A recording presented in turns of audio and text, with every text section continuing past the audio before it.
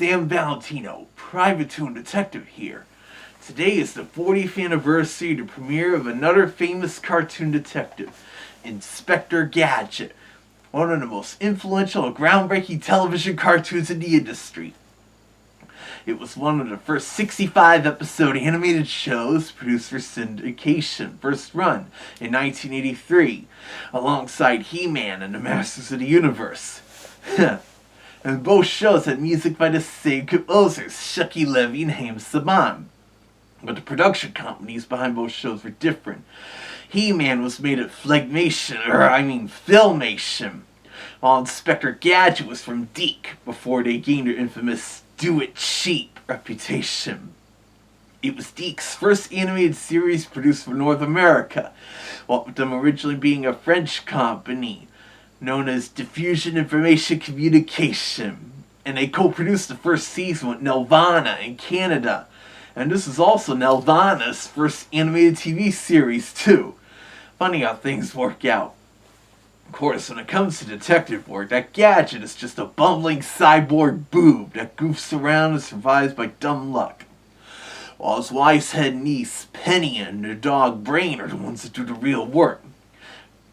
Yet that sap Gadget takes the credit, but that's what made it so memorable. And for this milestone, I'll be playing this read-along book and audio adaptation of one of their most memorable episodes. The Curse of the Pharaoh, where they go to Egypt. You see, in the first season, they often traveled to various exotic locations, where M.A.D was often planning a spectacular heist, either stealing something valuable or some kind of world domination plot. And here they are attempting to steal a rare sarcophagus. The audio on the record was taken directly from the TV episode, with new narration added, as Peter Pan Records was known for being cheap at times in the 70s and 80s. And with the contract he had with Saban, enabling him to only use the music in the episodes, I guess the only way they could get around that was to take the soundtrack directly from the episode for this read-along. Also, the artwork in this book isn't as good as the animation in the actual episode, done by the great Tokyo movie Shinsha. They did some fantastic work with DiC in their early years, later going on to also work for Disney Television Animation and Warner Brothers Animation, in addition to their own Japanese animes. But it's still unique. Listen, let me put it on.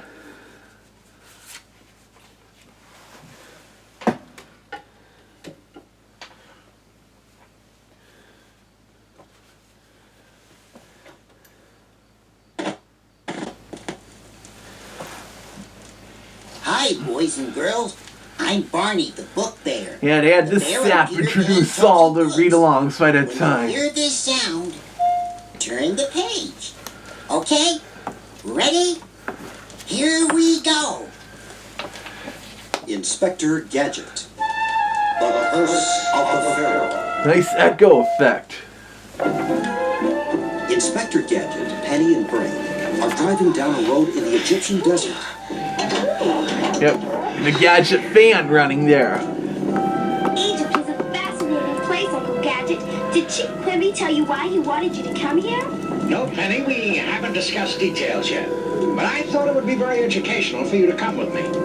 Pharaoh Putut's treasures go on exhibit tomorrow. Yep. And you'll be one of the first to see the most spectacular collection ever uncovered from the sands of Egypt.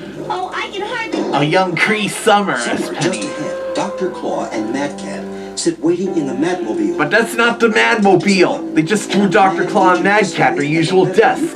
Unlike in the actual episode, where they were indeed in the Mad-mobile that part. Lesson in deserts of The great Frank Welker voicing Dr. Claw.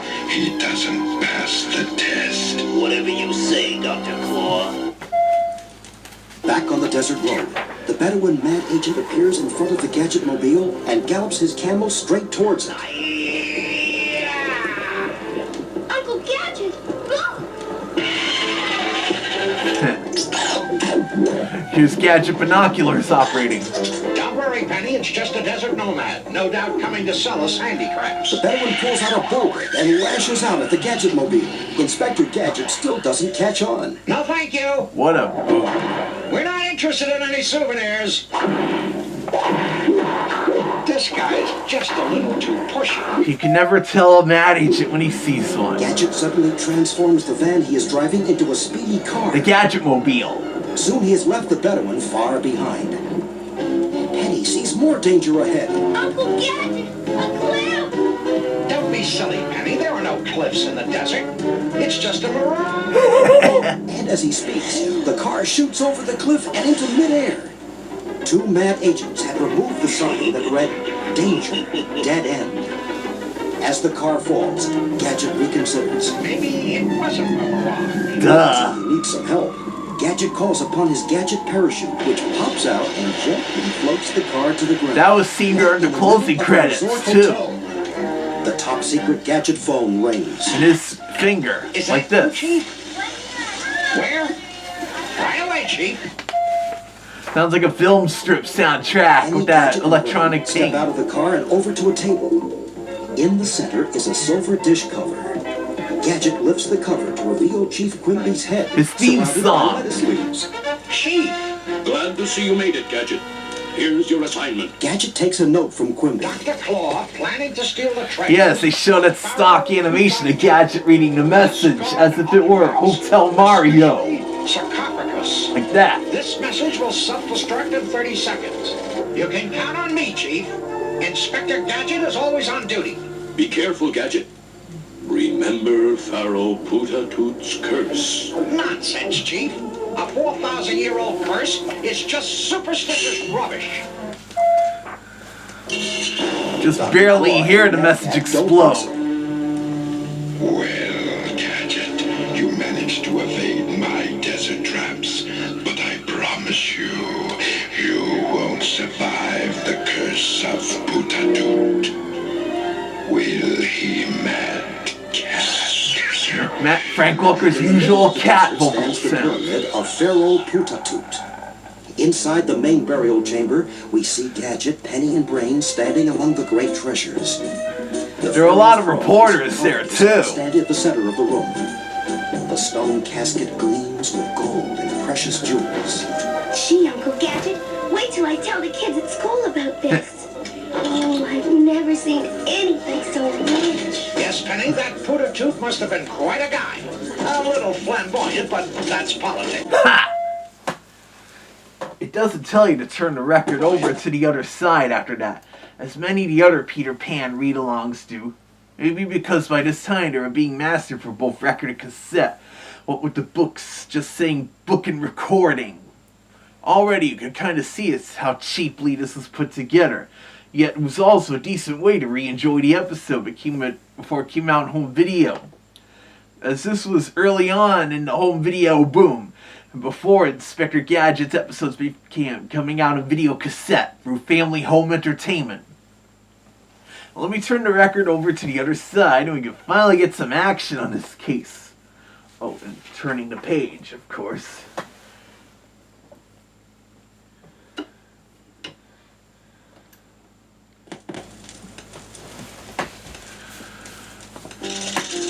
As Gadget settles down to guard the treasures of Putatoot, Penny pulls Brain behind a column.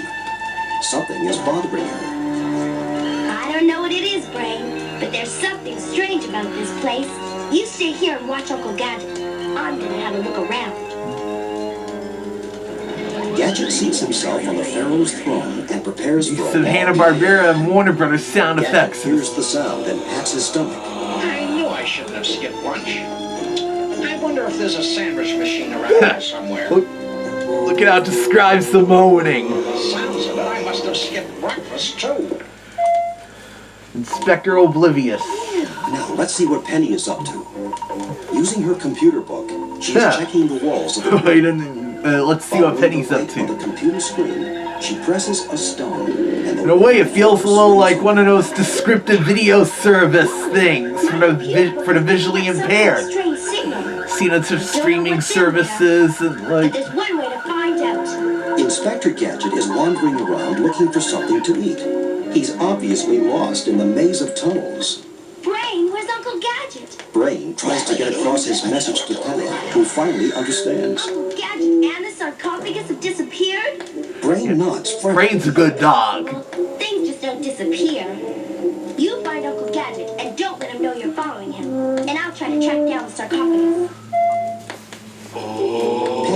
slowly along the dark hallway. Shuki. She hears sounds approaching, so she hides and watches. Two men wearing dog masks and dressed to look Actually, they're just like jackal statues of masks. slaves and Anubis is a furs jackal. come into view. Also got word the little M.A.D agent here is also a furry. Pharaoh Penny can hardly believe her eyes. I got the heavier end. Let's switch. That's actually fellow cartoon research aficionado Greg Duffel voicing that little M.A.D agent. In addition to being an animator, he also did some voice work for Nelvana in the Must 80s. be mad agents. Chief Quimby was right. They're stealing the Pharaoh's treasure. Dr. Claw has been following Gadget on his monitor. This maze was created long ago by Putatut to trap intruders who came to steal his treasure. But now it will allow us to escape and to put an end to your meddling forever. Claw pulls a brass ring hanging on the wall beside him. Gadget hears a He doesn't hear that moaning at that part in the episode. He can see nothing. Then a room-sized I just heard block Penny there. slides out of the shadows right towards him. It looks more like a big boulder than a block. It's too round. Most likely a reference to Raiders of the Lost Ark, as that was just a couple years old by that time. As he turns to see if the block is gaining on him, Gadget Cool, doesn't see the flight of steps ahead of fast-paced him. music there. He falls head first, but his Gadget arms extend just in time to prevent him from hitting the floor. As the block picks up speed, Gadget calls for his Gadget sticks to pop out of his shoes. The block is gaining. I better lose that block. You can tell for sure that was not Don Adams voicing Gadget for that line. It's clearly added for the read-along. That was easy. And then it goes back to Don Adams right there. They also cut out a scene where M.A.D just tried to crush Gadget with the old walls are closing in What are bit. you fools doing? Good boss. There was this little... There was a third M.A.D agent with the two Anubis cosplayers, dressed like a mummy. He just heard his voice. Yet he was still pretty much adapted out of this read-along. Sarcophagus. The M.A.D agents are nowhere to be seen. She speaks Combining that narration with the actual episode, like I said, it feels like one of those descriptive video service audio tracks that are visually impaired. It's fairly common on streaming services, certain TV programs via the SAP audio track, and even movie theaters offer it via special headsets. tie her up when Brain appears wrapped as a mummy. But they forgot to illustrate the mummy costume on Brain. Penny quickly ducks behind a pillar. Brain has just enough time to hide in a large clay jar before other M.A.D agents enter. Penny whispers to Brain. Brain, stay where you are. I've got a plan. Oh, Turn your collar receiver up all the way and plug your ear. Penny's electronically changed voice is transmitted from her communicator to the receiver in Brain's collar. It echoes out through the clay jar. M.A.D agents are frozen in their tracks. ooh, nice pitch shift in there. Spooky music too. This episode is kind of known for being nightmare fuel with scenes like that. Eternal and everlasting is cast on any who dare to remove me from my rightful place of rest. Return me and be spared. The terrified M.A.D agents rush to return the sarcophagus to the burial chamber. Dr. Claw observes them. He cannot believe his eyes. What are you doing? It's the guys that put their tooth on! Ooh, you mean the curse of Gadget? Just then, Gadget leaps out from behind the statue. Actually, Gadget was hiding inside the sarcophagus to try and ambush the M.A.D As the agents, prisoners but they already placed it back in the tomb and ran away when he sprang out. congratulate Inspector Gadget. Gadget, you've done it again. Penny and Brain Good enter. morning, Uncle Gadget. What was it like spending the night here? To tell you the truth, Penny, boring. I spent all night looking for a snack machine, and I just realized I don't have any change. Yep, Don Adams. How Inspector Gadget and Tennessee Tuxedo are his two most famous cartoon voice roles. And there you go. Of course, it leaves out the safety tips segment at the end, as that was commonplace for 1980s TV cartoons, especially the action-packed ones made for syndication.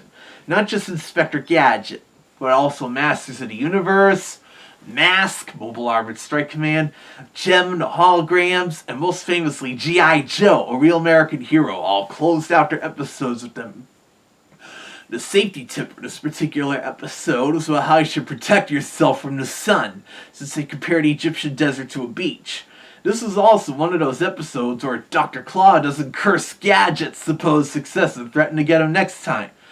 Though that does happen in a fanfic written by this channel's creator about Inspector Gadget trying to solve a case at a furry convention. And since Gadget initially believes all those old negative furry stereotypes, it's difficult at first until he's proven otherwise. And that little M.A.D addresses Anubis, as I mentioned here. He's also in the fanfic, as he too is actually a furry, claiming he has a life outside of M.A.D, and his persona is a small fox. Get it? Because that mug is sneaky, but in a thieving manner, compared to my being a detective. A link to the fanfic is provided in the video description. Wow, 40 years now since Inspector Gadget premiered. Time sure flies as you get older. Inspector Gadget and He-Man and even the first G.I. Joe miniseries in Marvel Productions that year were all game changers in television animation. As I already mentioned, but even as these years keep going on, I hope you keep watching this YouTube channel to see what me, Zach Wolf, and all the other toons all do next.